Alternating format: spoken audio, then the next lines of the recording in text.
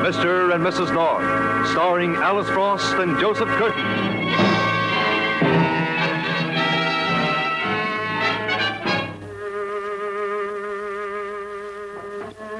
People like Pam and Jerry North enjoy living in New York because there's always something going on, at any hour of the day or night. But if there's one time when the big city sleeps or even dozes off for a moment, it's in the wee hour just before dawn, when the streets are deserted and your car's just broken down on the outskirts of town.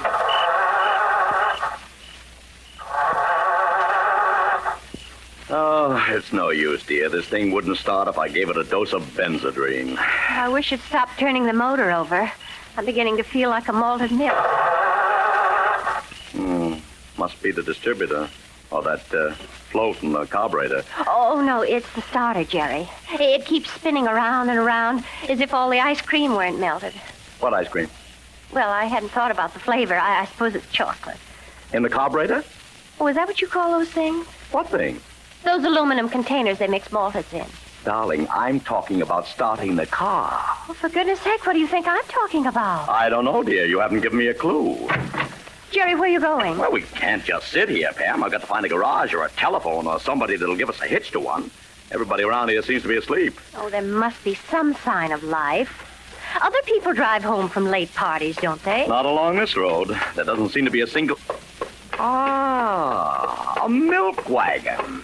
What are you so happy about? We don't want any milk. Hey there. Hold up a second, will you? Oh, Nellie. What's the trouble, mister? Run out of gas? Run out of engine, I think. Do you know where I can find a garage that's open at this time of the night? Well, now, I don't know as I can. I don't have much use for garages, you know. Not while there's good horses around. Now, you stop laughing, Nellie. You break down, too, once in a while. What's the matter, Jerry? Won't he help us? Oh, I'll help you, ma'am, as soon as I finish up my milk route. Nellie won't mind taking you to a garage so long as you don't make her go in. The smell of gas gives her colic. I guess she doesn't even like to talk about it. She don't mind. Well, how long do you think it'll take you to finish? Oh, it won't be long. I haven't got but a few more calls to make. Now, you just sit here in the wagon and wait for me. I'll be back in a minute. Do you think we ought to, Jerry? Wait in the wagon? Why not? Well, I don't know. It seems kind of funny to be sitting in a milk wagon. I don't know a thing about cows. I don't either, dear, but I just as soon get home tonight. Come on. Must be awfully lonely being a milkman. Leaving bottles at people's doors, sitting up here in the driver's seat. You never see anybody face to face. Not even the horse. Pam, will you please sit down and leave Nellie out of this? The first thing you know, I'll have to...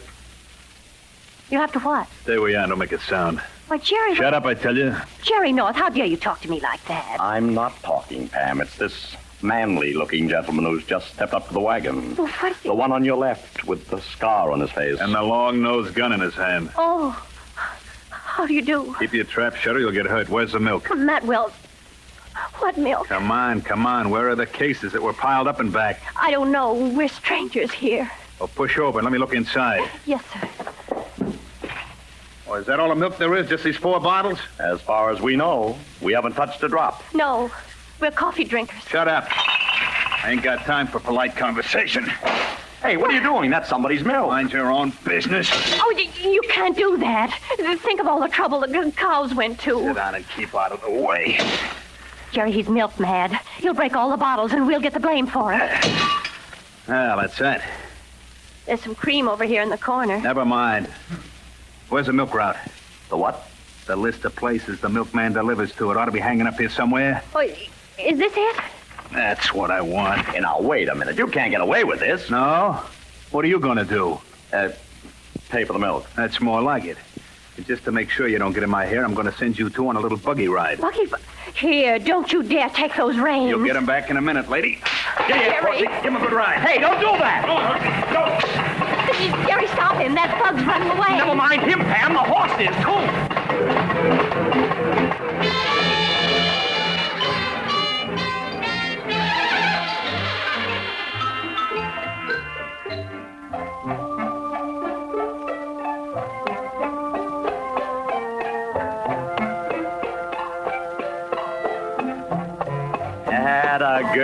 Nellie. Just take it easy and we'll find your master for you.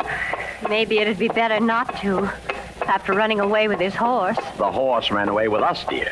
And if she hadn't tired on that long hill, we'd have been in Cleveland by now. Oh, golly, she's starting again. Now, don't excite her, Pam. She just sees her master. Where? Waiting right over there on the curb next to our car. Oh. Whoa, Nellie, easy, girl. This is the end of the line. We'd better start talking, Jerry, before the milkman turns sour. Fine thing. A fine thing. If you want to go for a ride, why don't you find a merry-go-round? We can explain everything, driver. Well, you can't explain overheating this horse. She ain't air-cooled, you know. Well. Gosh almighty, you broke my milk, too. Now, Mrs. Snyder won't be able to take her bath. But it wasn't our fault, driver. That horrible man had a scar on his face and a gun in our ribs. Otherwise, the horse wouldn't have run away. Don't you see? I see, all right, but I don't think I'm hearing so good. He broke the bottles, the thug, and he took the milk route, too. Now, why would anybody want to break milk bottles? That's just it. We don't know. Unless he sells cardboard containers. It's a lot more serious than that, Pam. That guy was desperate. I don't believe the whole story. Stick 'em up. Huh? Stick 'em up, all of you. You'll get shot. Jerry, it's a girl. Now, what kind of a joke? Shut up. Hand over all the milk you got. Come on, lady, pass it down. But there isn't any more. Will cream do? We have some very thin cream. Don't be funny. Give me the cream. Yes, ma'am.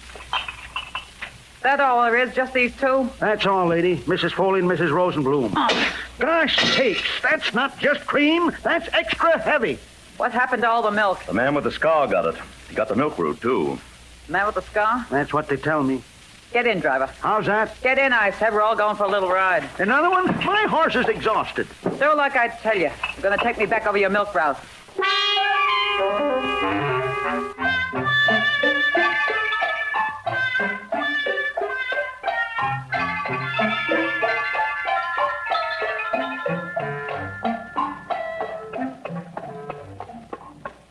Oh, why did he do it? Why did it have to happen to me? Every bottle along the route has been broken. Well, stop your whining and keep driving. There's Mrs. Henderson. There must be milk insurance. There's Mrs. Flowers, both quarts. There's rain insurance. They'll never forgive me. I'll have to move to a new neighborhood. Oh, there's one that isn't broken. Where? I see it. Mrs. Breedham's house. Oh, Nellie. Oh. Take it easy now. No tricks or I'll let you have it. We may get out, may we not? One at a time.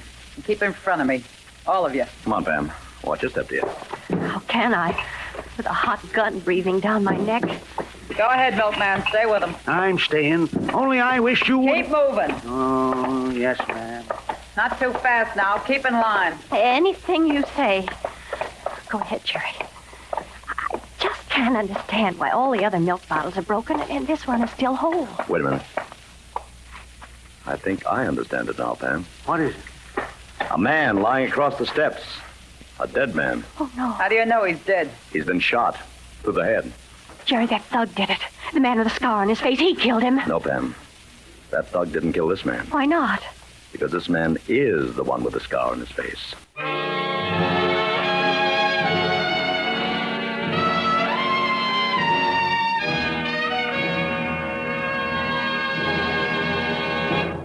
Well, this is one situation where there's more to cry over than spilled milk. Now, back to Mr. and Mrs. North.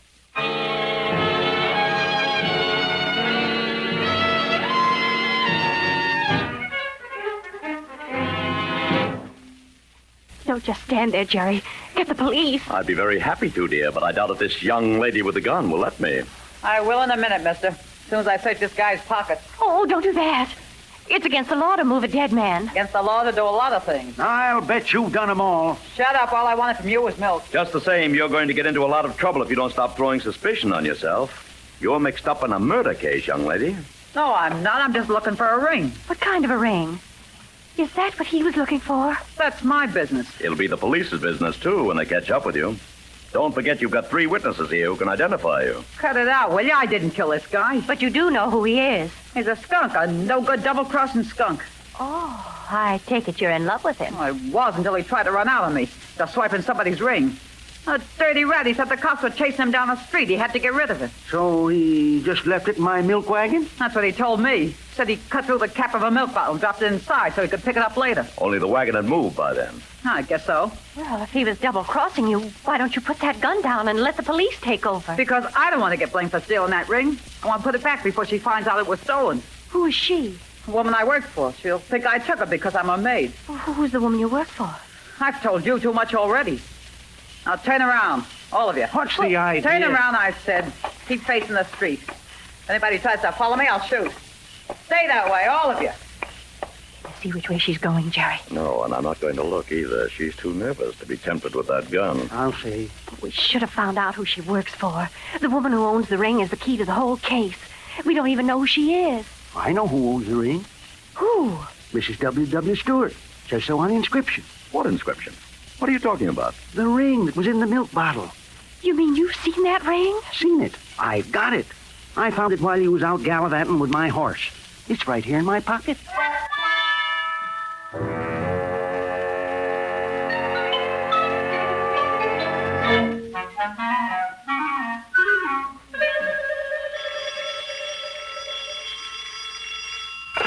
Homicide, Sergeant Mullins speaking. Mullins, this is Mrs. North. Oh, so early in the morning, Mrs. North? Don't tell me you're going to start finding corpses at the break of day. Well, we found this one, Mullins. There may be more later. You mean there's one already? A bona fide murder? As far as we're concerned, it is, but we'll leave it to you to make it official. Well, I'd better get right up there. That's why I'm calling you, Mullins. Jerry and I are going to take the diamond ring over to Mrs. Stewart's place, but you'll find the body on Hewlett Street, about 6 feet from Mrs. Breeden's milk bottle. What? Oh, you can't miss it, Mullins. It's homogenized, and the milkman will be waiting there for you with a gray horse. We must have a bad connection. Nothing but gibberish is coming out this end. Well, it's going in clear enough. The corpse is on Hewlett Street, 722. I got you. A milkman is waiting there for you to tell you about the murder. I got you. And Jerry and I have to dash over with a ring because that maid of hers might kill somebody. I lost you.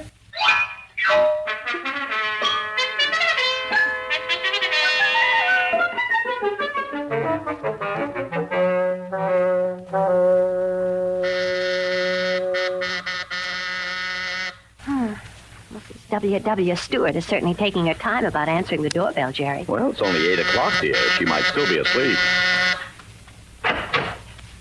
Yes? Mrs. Stewart? Mrs. W. Stewart? Yes. I believe you own a diamond ring with a large stone in the center and a circle of emeralds around it. Why, who are you? What do you know about the ring? Well, we don't know very much, except that it was stolen last night. Stolen? From this apartment? Oh, don't be alarmed, Mrs. Stewart. The ring isn't missing anymore, but if you want it back, we'll all have to go to the police. No, I don't want any fuss about that ring. But there is a fuss. There will be if we stand here talking about it. Well, what shall we do? Make signs? No, please, go away, will you? Don't you understand? My husband is a very jealous man. I can't stand here any longer. I really... Who is it, dear? Oh, just some people from down the hall, Ed. Please. Will you go away and come back some other time? Mrs. Stewart, you don't seem to realize there's been a murder. I can't help it. There'll be another one if you get my husband involved in this. But what about your maid, Mrs. Goodbye. Well, that was a cordial little reception. Another minute and she'd have served tea right in our faces. Very strange, Jerry. Didn't seem as if she were at all interested in getting her ring back, or the murder either. Seeming isn't believing, dear. She didn't even seem to seem. Well, before we go off the deep end on this, I think you better run down to the drugstore on the corner and phone the police again. I may need Mullen's strong right arm before I'm through here. Well, what are you going to do? Find out a little more about this ring. Alone? I won't be alone long, Pam, if you hurry that call. A squad car can be here in 3 minutes. Oh, all right, Jerry. I'll be right back. Thank you, dear. And don't keep telling me I can trust you because I can't. You lie like a trooper. I don't. Don't argue with me. I've got to get to work. Excuse me. Yeah? What are you doing here? What do you want? Why, nothing. I was just... Don't hand me that. You were just about to ring the bell. You're one of our friends, aren't you? No. As soon as I tell her I'm going to Chicago, they start coming early in the morning. Now, wait a minute. I was here just a moment ago. I rang the bell. Then she was lying to me. She said it was somebody from down the hall. Hey, let go of my coat. I'll make an example of you, mister. No. Come on. Come on, get up. So you can knock me down again? No, thank you. Get up, I said, or I'll grind you into the floor. No, well, wait.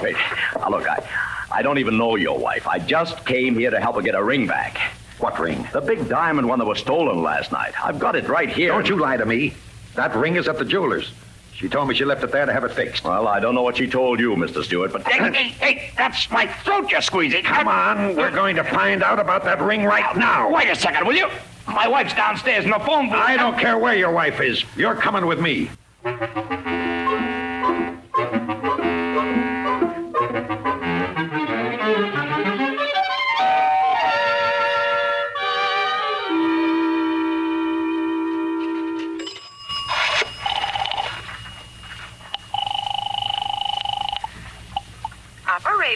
Operator, get me police headquarters right away. Yes, ma'am. Police headquarters.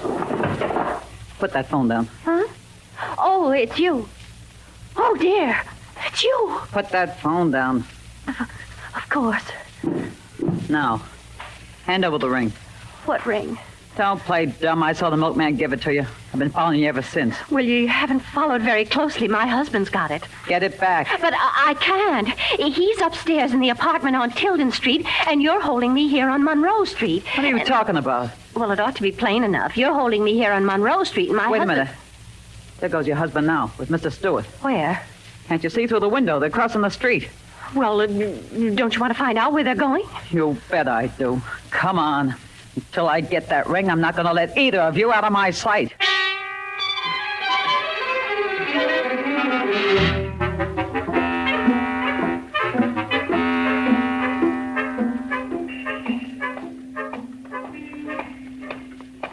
Well, I wish you'd tell me why you're dragging me to a jewelry store, Mr. Stewart. I've got the ring in my pocket. Be quiet. The store's right here. It isn't open yet. Then we'll wait. There's something awfully fishy about this ring business, and I've got a hunch my wife is behind it. Why? Because she doesn't ever tell the truth until I dig it out of her. Only this time I'm going to dig it out of the jeweler. Hey, say, what was that? Sounded like a shot to me. There's another one. Where are they coming from? I haven't got the faintest idea. Quick, get down. That one was too close for comfort. What the heck is going on here? Don't you know, Mr. Stewart? Somebody's trying to kill us.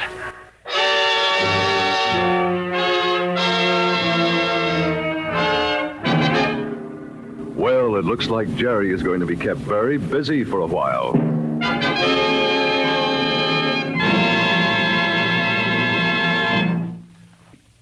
Those shots are coming from across the street. Get back in the doorway, Mr. Stewart.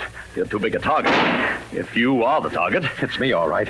My wife's firing those shots. See her over there? And she's coming this way. You better beat it before she gets the range. Where can I go? She's got us cornered in this doorway. Well, I'd stand in front of you, but the way she looks, I think she'd shoot through me. Come on out of there, Ed. Now, wait a minute, honey. You don't want to kill me. Keep talking. There's a police car coming up. I know we had our little spats, but... Stop shaking, you big bluff. If I hadn't been afraid of you, this would never have happened. But I don't want you to... Stop that good lady and drop it fast. Mullins! It's all right, Mr. North. I've got hold of her now. You got here just in time, officer. She was going to kill me. Don't be a fool. I was just trying to frighten you away from this store. I didn't want you to speak to the jeweler before I did. Why not? Because I lied to you about that ring, Ed. It wasn't being repaired. I pawned it about a month ago, and I didn't want you to know about it. So I had a duplicate made. And that's the one I've got? The one that was stolen? Yes, Mr. North, the stones aren't real. Well, I don't know what you two are talking about, but you're all coming down to headquarters for questioning. I've got a murder to solve. Well, that's a lucky thing you found us, Mullins. How'd you know we were here? Well, didn't your missus get a message through the headquarters? Oh, she pulled a fast one, Mr. North. Made believe she was hanging on the phone and left it open all the time. What? That's how we knew that the other girl was holding her. What other girl? What are you talking about, Mullins? Where's Pam now? I don't know, Mr. North, don't you? No. What's that? Oh, there she is across the street. Quick, Mullins. That other girl will kill her. It's all right, Jerry. I've got the gun now. Pam, what happened? You're not hurt. Now, don't get excited, dear. We just had a little argument over the revolver, and I won. Oh, watch your Mullins. Here, I got her. I didn't kill him. I didn't kill him, I tell you. Oh, but you did. You admitted he was running out on you when you called him a skunk. You had every reason to kill him, and you proved it by refusing to give yourself up to the police when we told you to. Oh, no, that wasn't it. I was afraid they'd blame me for stealing the ring. Oh, but you didn't have the ring, so you couldn't have stolen it. You see? The only thing you had to hide from the police was murder.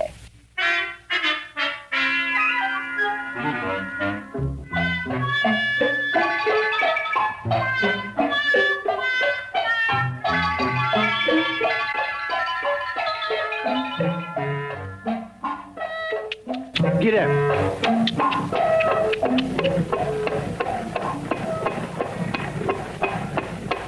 awfully nice of you to take us home, driver. You sure you don't mind? Oh, it's a pleasure, Mrs. North. I wish I could take you home every morning. Without a murder, of course. Oh, aren't you sweet? You really mean that? Sure do. Why, if I could make my milk route with you, I'd leave an extra bottle of heavy cream at every doorstep. Oh, I think you're pretty swell, too. Say, what is this? A mutual admiration society? Why, Jerry North, you're not jealous, are you? I think it's fun coming home with a milkman. So do I, as long as the milkman doesn't come home with us.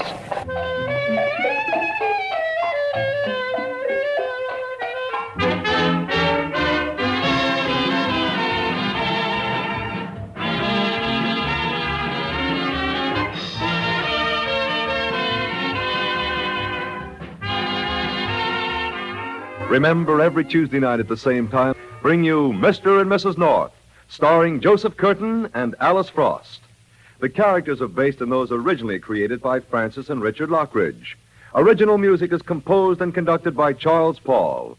The program is produced and directed by John Lufton.